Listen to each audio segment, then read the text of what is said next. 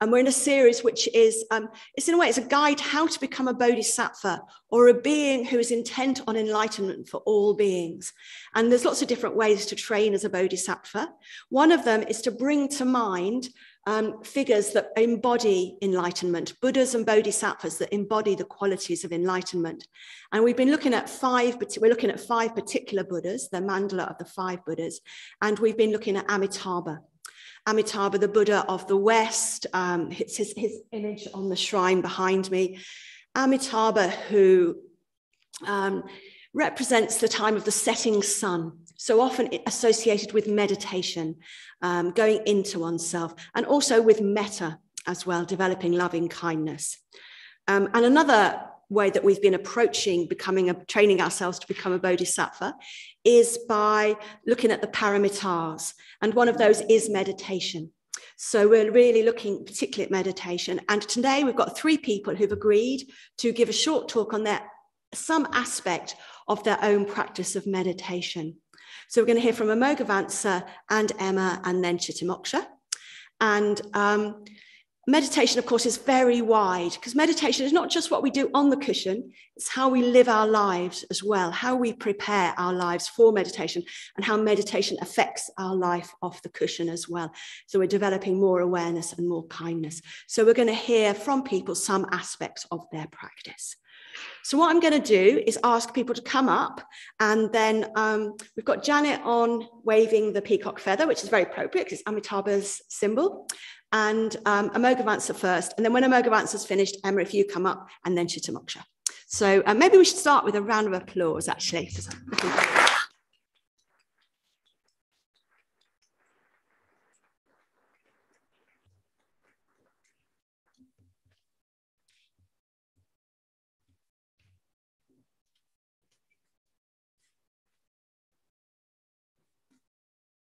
Don't worry, these aren't my notes. They're here, actually. So here we go. We start. Just for effect. Okay, I've been meditating half my life. So I started meditating 37 years ago, something like that. And it was a shaky start. It was a very shaky start. One of the problems is that I'm hopeless at following instructions. Hopeless. I hate instructions. So when it comes to building an IKEA shelf unit or something, I don't look at the instructions, and I make a mess of it, and there's lots of bits left over. Then I have to look at the instructions and do a better job of it. So that's maybe you might remember that you've probably done that yourself, I should think, some of you anyway.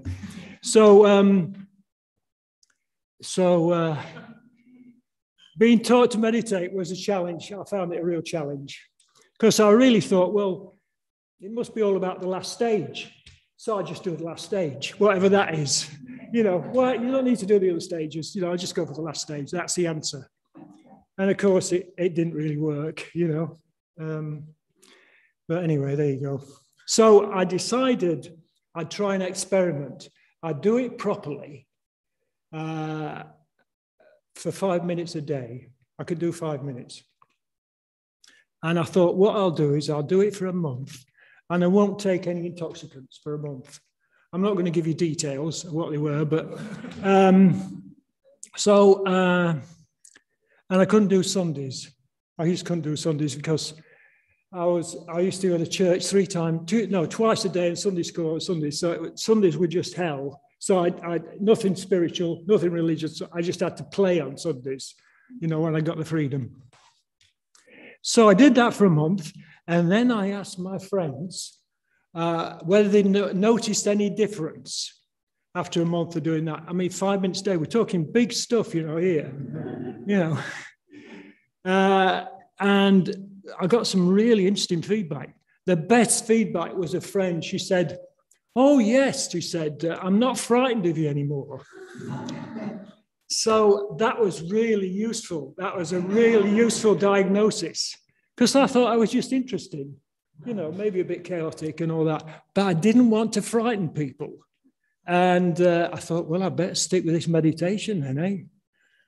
Okay, here we go. So I've pretty much done it every day now. I even do Sundays.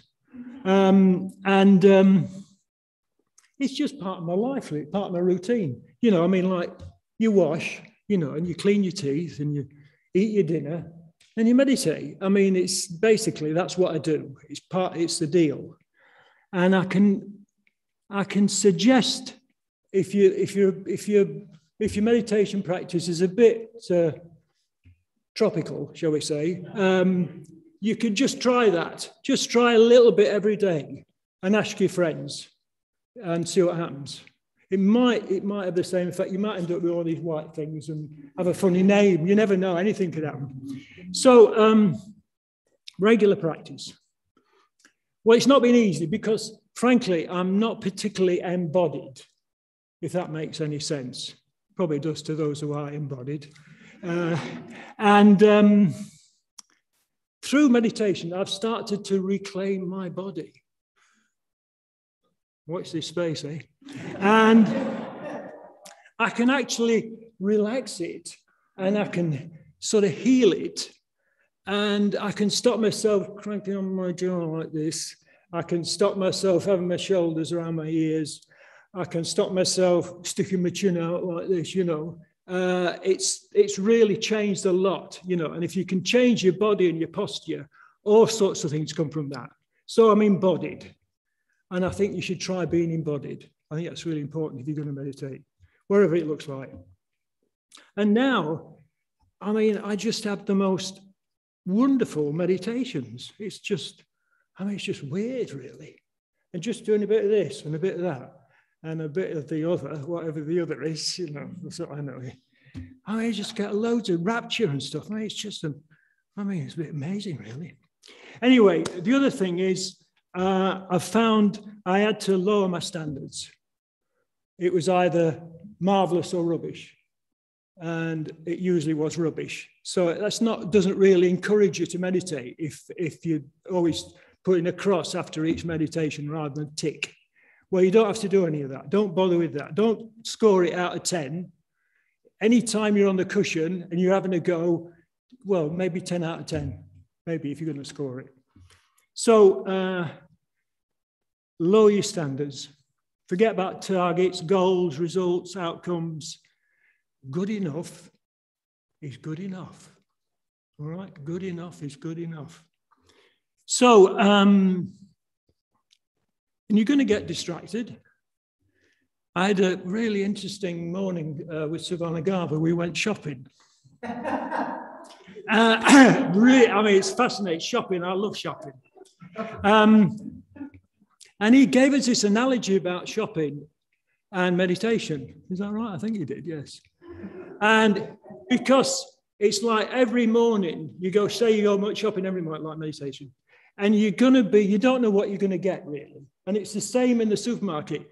You go up and you put your quid in, unless you're posh and you've got them little things that you can't spend, and you pull the trolley out, and well, sometimes it doesn't want to go forwards, and sometimes it's really gummed up and it doesn't work, and sometimes it glides beautifully, you know.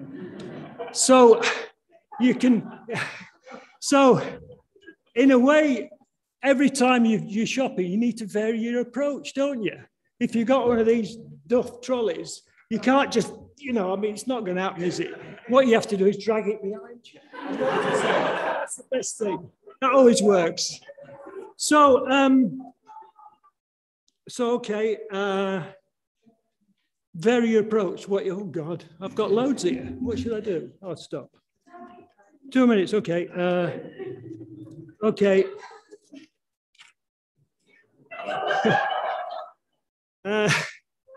So I've done the shopping trolley bit, yeah. Okay. Yes. So pauses are really important, right? Pauses, empty spaces. There's a really good talk by Sangha Night on pauses and empty spaces. Thank you.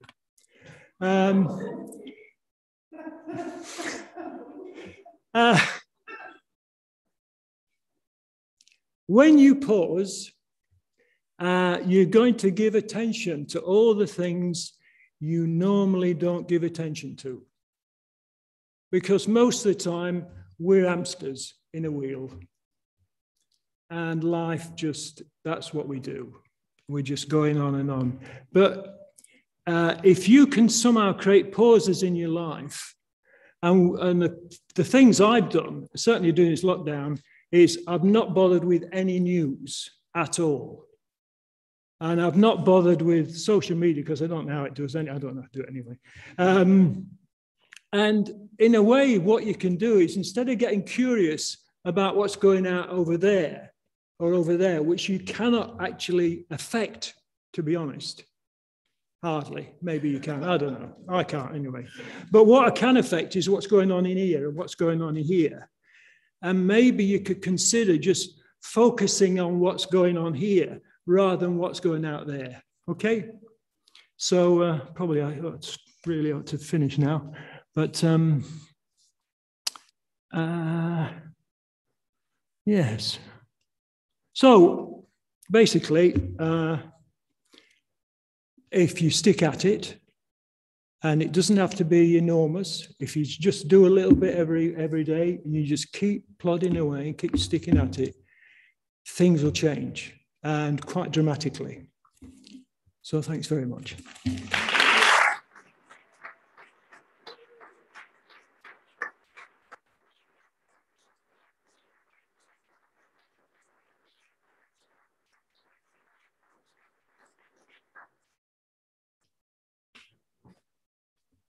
Hello. Mental note, never follow Amoghavamsa. I do feel nicely warmed up though, so thank you. I'm just going to set my timer. Yeah, hi everyone, I'm Emma. So yeah, just firstly, I just want to say how just grateful I've been to being given the task by Satyajyoti to reflect on metta and my experience of metta. It's actually been really powerful in a practice in itself. And just has really reaffirmed to me what how powerful it is and how sacred it is to me. And actually realizing, I think I had a bit of crisis of confidence because I was trying to think, how can I talk all about metta in 8 minutes? And then realized good enough is good enough. And I'm not going to be able to cover all of metta in 8 minutes. So yeah, I'm just going to kind of focus on what feels most alive and inspiring to me at the moment. And that's particularly metta off the cushion, actually. So I am going to touch a little bit on the metta bhavana, but really kind of what metta looks like in practice off the cushion and maybe how our metta bhavana supports that. So yeah, I wanted to start with the definition. And I think for me, the traditional translation of metta as loving kindness doesn't really seem to do it justice for me, because for me, it's so strong. It's such a force. I looked at what Sangha said about metta, and I just think this quote's really beautiful, so I wanted to sort of share it with you. So he said that, so metta is the sort of feeling that you usually have towards a friend, but carried, as it were, to quite a high pitch of intensity. We don't really have any English words to translate metta. Love is much too ambiguous. It's friendliness to the nth degree. Its chief characteristic is said to be an ardent desire for the welfare of the particular person or creature, even sentient being that happens to be its object. The sign of metta, in a way, the unfailing sign of metta, is that you're deeply concerned for the well-being, the happiness, the growth, the prosperity of the person, or even the living being, we might say, who is the object of your metta. In other words, your interest in that particular person is not a self-interest, it is disinterested. You could even say, if you wanted to use the word love, that metta is disinterested love. And love, as we usually understand it, is of course rarely disinterested. Friendliness is disinterested love. At the same time, it's very strong. It's quite ardent, as it were. So I just thought that was so beautiful and really resonated with my kind of reflections on metta at the moment. And I think it's really easy, or it can be easy for me to dismiss that kind of unconditional love that I feel like he's describing there, this disinterested, selfless kind of love as idealistic. But I have really reflected on how that has shown up in my life. And it's often what I call grace, but obsessed with the word grace at the moment. And there's two terms of grace that mean something to me. So there's a Buddhist concept of something called a grace wave, which when I first heard of it, I just fell in love with this idea that when the Buddha practiced and was alive, his love and his practice was so strong that it emanated and transcended space and time. So we can still catch those waves today. And then I also really love the worldly definition of grace. And I looked for loads of definitions, but this was my favorite. So it's a favor rendered by one who need not do so. So I'm going to talk a bit about my experiences of grace in both of those senses, and particularly how worldly grace, those little bits of grace that I'm given, have opened me up to that more transcendental grace. And I think when we do the metta bhavana in a real way, that's what it's doing, or that's what it does for me.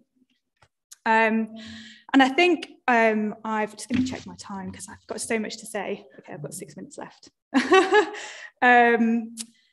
Yeah, I've kind of reflected on how conditional and unconditional love have felt in my experience, which was really helpful.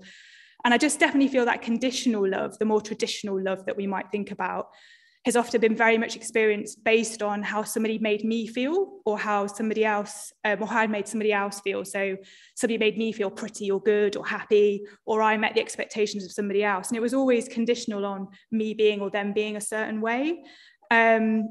And often would feel quite anxious and insecure, and there was no space for growth or change because our love was dependent on our both being a certain type of person.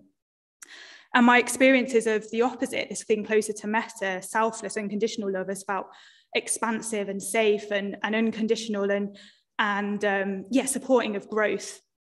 And when I really reflected on that, I really realized that that's really shown up for me in my friendships. That's really where that kind of metta has shown up. And it's been just so gorgeous to reflect on that. Really, my friends have taught me what it means to love and be loved, both in and out of the Sangha. So I'm going to share a couple of experiences that have been really sort of special to me in my friendships. There were loads, but these seem to stand out for me, particularly because they were quite early on in my life. And I think showed me a different way that led me to Buddhism, really. And there were times when people acted in a way to serve my growth at a cost to them. So I went to see my oldest friend this weekend. We've been friends since we were 16. And it just really reminded me of, we became friends about 16. And and at that time, my life was just about clubbing and drinking. That's all I wanted to do. And she was my buddy that I did that with. And when I was about 17, I said, "Oh, you coming out?" She said, "No, I can't afford it." And I said, "What do you mean you can't afford it?" Like, I wanted her to come out drinking with me. That's what we did. And I gave her a really hard time. "You're being so selfish. What have you spent your money on?" And she was like, "Oh, I'm so sorry. I just can't afford it this week." And I went out and had a good time and, was a bit sort of stroppy about her. And then a couple of months later, on my 18th birthday, she presented me with tickets to go see Macy Gray at the NEC. And it occurred to me, she never told me, but that's why she couldn't afford to go out. And the grace that she had given, both in saving those tickets for me at 17, which I would never have been selfless enough to do that, but also to give me the grace of not throwing it back in my face. And she really was the first person in my life to show me what generosity really was, which really was quite life-changing. And then the second memory I have is a friend from university, and I went to Manchester and stayed after I graduated. And actually was having a really difficult time. I was pretty lost. I was kind of going off the rails. But if anybody asked me, it was great having the time of my life. And this friend took me aside one day and said, "I don't think you're okay. I think you need to go home." And it was just one of the kindest things. I didn't want to hear that. It was really brave of her. And also, she just moved to Manchester. We were going to hang out. And so it was purely to serve my growth at the detriment to something that she may have wanted. These are kind of really big acts of grace that have stayed with me. And I could really name so many others. But I've also been reflecting on, is that 8 minutes? Oh, I'm doing okay. Forgot when I'm nervous, I speak much quicker. I reflect really on a daily basis how much grace I'm given, particularly thinking about my lodger, the team I work with here at the Buddhist Centre, the other charity I work with, my boyfriend, my friends. They really spend the most time with me and see me at my worst. And I've been reflecting recently, my timekeeping is appalling. And the amount of grace I'm given on a daily basis based on my timekeeping is just gorgeous, really. And I think there's something about, because I'm really seen and loved and sometimes get honest feedback, like I will grow out of that habit, but I'm really seen and accepted. And I think for me, their love for me isn't dependent on being good or perfect or useful. They just want to show up in order for me to grow. So yeah, finally, I was just going to talk a little bit about these grace waves. And when I'm meditating or when I'm really struggling, I really do imagine those grace waves. And the deep red of Amitabha really represents them for me. And it really fits with this idea for me that metta is this force that is around us all the time and that we just have to let in. And I think the key for me around metta is that we don't deserve it. We don't have to prove ourselves in any way. We are all innately in receipt of that. And neither does anyone else, which I think is really helpful for our fourth stage of our metta bhavana. And I'll just end with a Rumi quote, which I really think really represents this for me. So it says, "Your task is not to seek for love, but merely to seek and find all the barriers within yourself that you have built against it." So, thank you.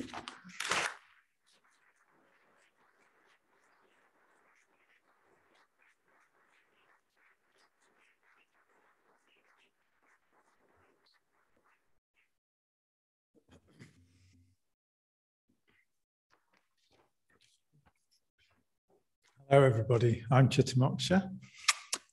So I'm going to give you a very brief history of my meditation practice. So I first encountered meditation as a teenager.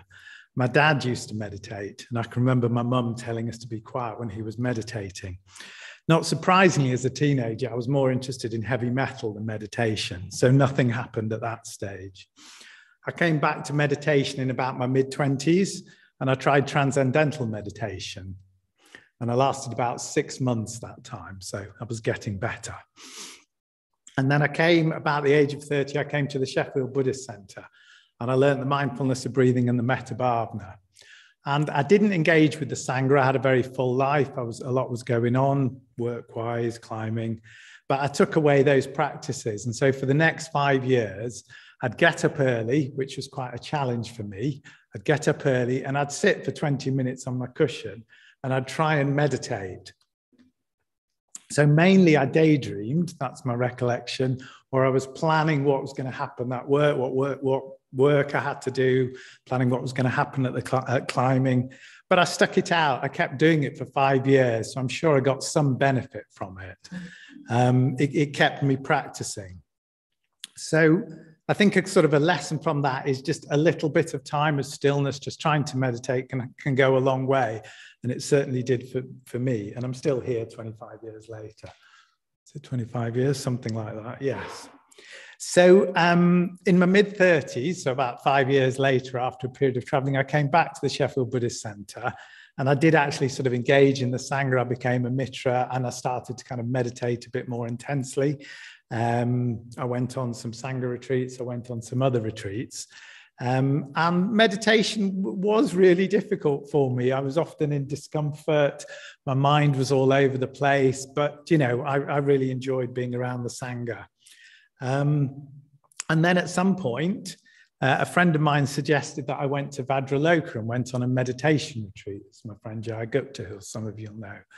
And I went there and it was as though I'd kind of sort of come home. They taught a very simple approach to meditation. The retreat was largely in silence. There was kind of walking meditation. We even stared at walls for some time, which was, well, walls can be very interesting. So I found. It was like I'd sort of come home in some ways. The meditation started to be enjoyable, but crucially, I just noticed so much about myself. I just got a sort of I could sort of look back and kind of see what had been going on in my life. So yeah, it had a profound effect on me. And I think it was a big turning point in my Dharma practice and meditation practice. So the practice we'd been doing was sort of a just sitting practice, which we do a bit here at the beginning and the end of every meditation. And so I came back to Sheffield quite enthused by this and kind of thought, right, just sitting, that's the thing to do. But of course, in a kind of a busy city life, just sitting just turned back into just daydreaming. So I went back to Metta and mindfulness of breathing. So basically, since then, I've gone on a lot of retreats. I really like silent meditation retreats. I've generally had quite heady jobs. Often my days are spent listening, talking to, being with people. And just to go away on retreat and just to be around people, often lovely people, maybe I know them, maybe I don't, and to not have to talk to them is really lovely for me anyway. So yeah, I really like silent meditation retreats. And for quite a few years, I kind of pursued sort of dhyana practice. So Vedanya talked about this last week, and I'm sure many of you will be familiar with this, but these are states where your mind settles down, so thoughts slow down and stop. You feel sort of pleasure in the body. You feel a lot of joy. And that was a big focus of mine. And it was quite a sort of a hedonistic focus in a way. But it wasn't just about the pleasure. I think there's something when your mind quietens down and you can see what it's like not to have all the thoughts and the stories, all the kind of the rumination about the past or all your worries about the future. Well, for me, I could just experience how wonderful and sort of beautiful life can be without all that head stuff going on.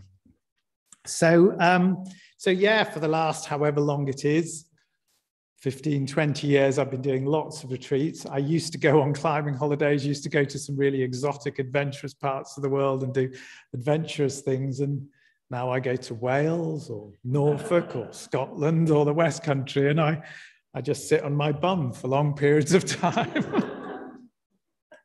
But there's some quite interesting things going on up here sometimes. So yeah, and my daily meditation practice has developed. So whereas before I was sitting for, 20 minutes, now I do sit for an hour most days. Quite a lot of the time I'll do 2 periods of an hour. And this is partly because I enjoy it, but partly because it takes that long for my mind to settle down and for me to get somewhere in meditation. So I'll just pull out a few key challenges. So for me, pain has been a big challenge. I have a long-standing back problem, and I do seem to keep injuring myself, as people who know me will affirm. So when I sit, and also I don't think my body likes sitting still.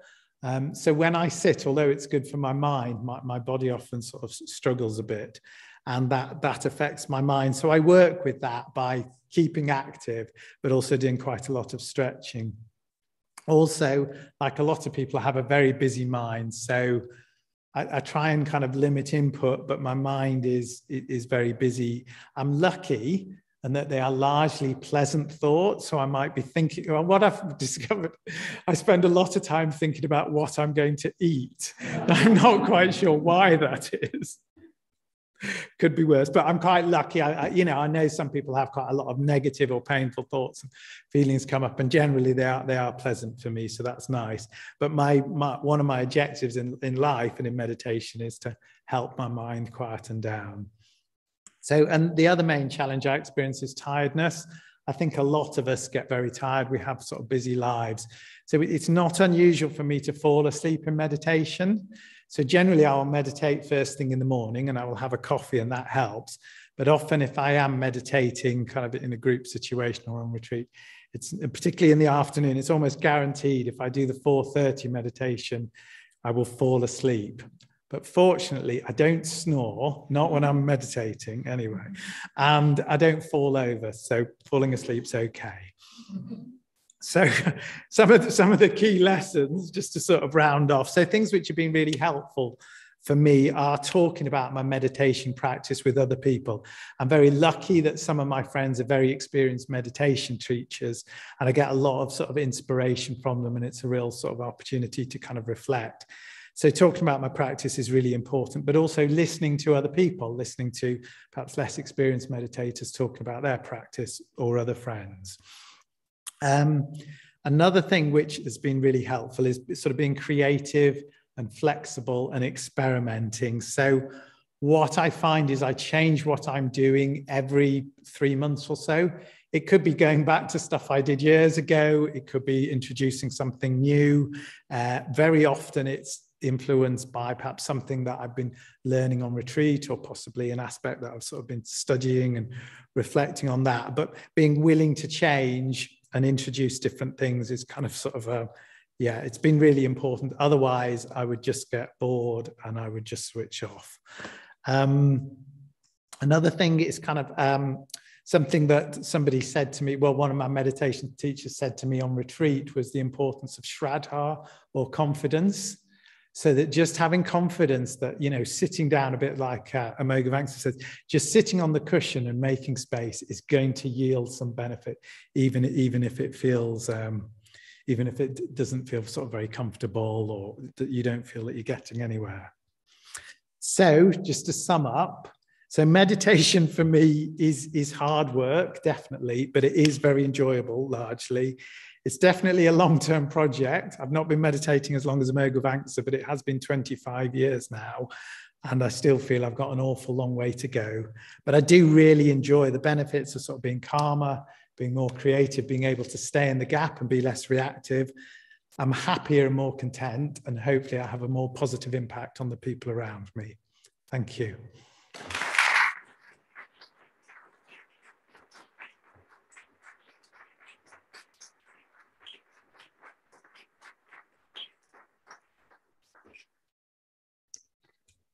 Well, thank you all, three of you, so much. What a richness of, what a rich evening with so many wonderful. Well, I think the first thing, actually, I've just really enjoyed, in a way, you're very different people, and how wonderful to have three very different personalities, very different people telling us about an aspect of your meditation practice. But also, much more than that, I think you've just given us a lot to take away and a lot to think about, both on and off the cushion. So yeah, let's have another round of applause for Emma, Cittamoksa, and Amoghavamsa.